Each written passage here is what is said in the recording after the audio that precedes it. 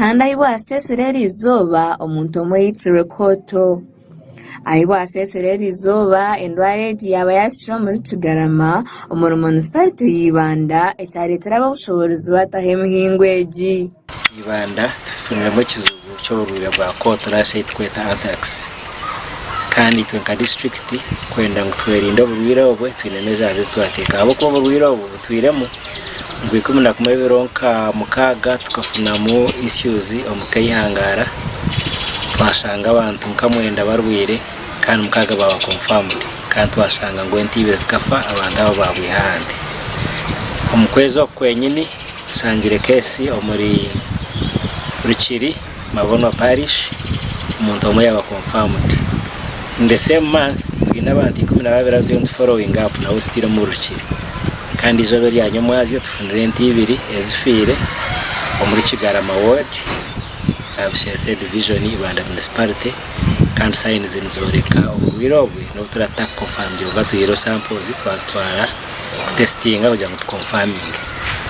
Dr. Hilary nagira ngo turi kubashobera no kugira ngo ente nyingi eziri kwitwa burwiro bwa Kooto tuzuri koreka bonero bona. Byo tukurebera ente yerwira anthrax icyo kubanza teuza koreka ngo yerwire ente ngo yarwara wiki yona.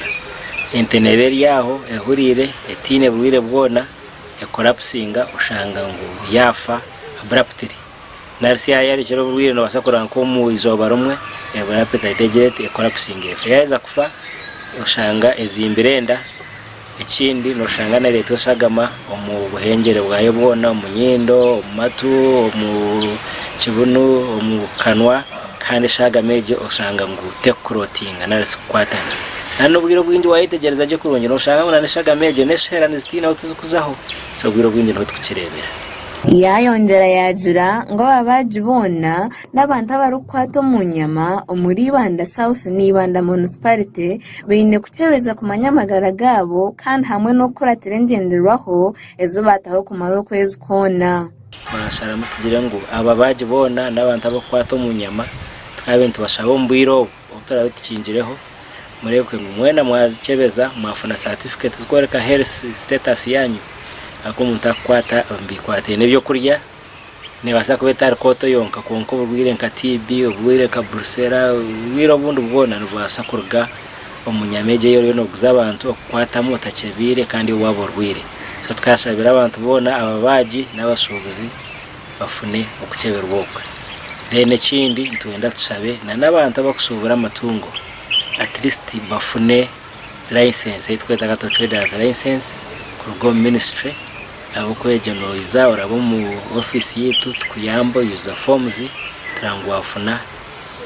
license kukiza kusubura kugira ngo umuntu mugwa gukora ngubagwino hamwe ngo at least no gukorwa.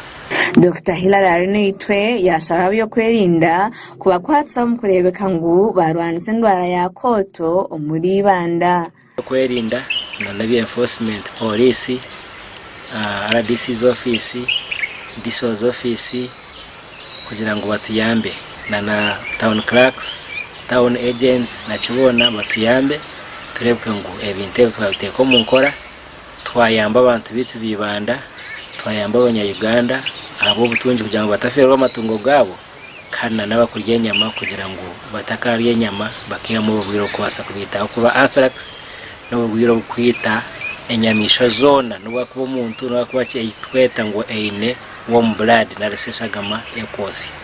njibanye mayisa entama embuzi ente empunu umuntu naniwe niwe kubenko kone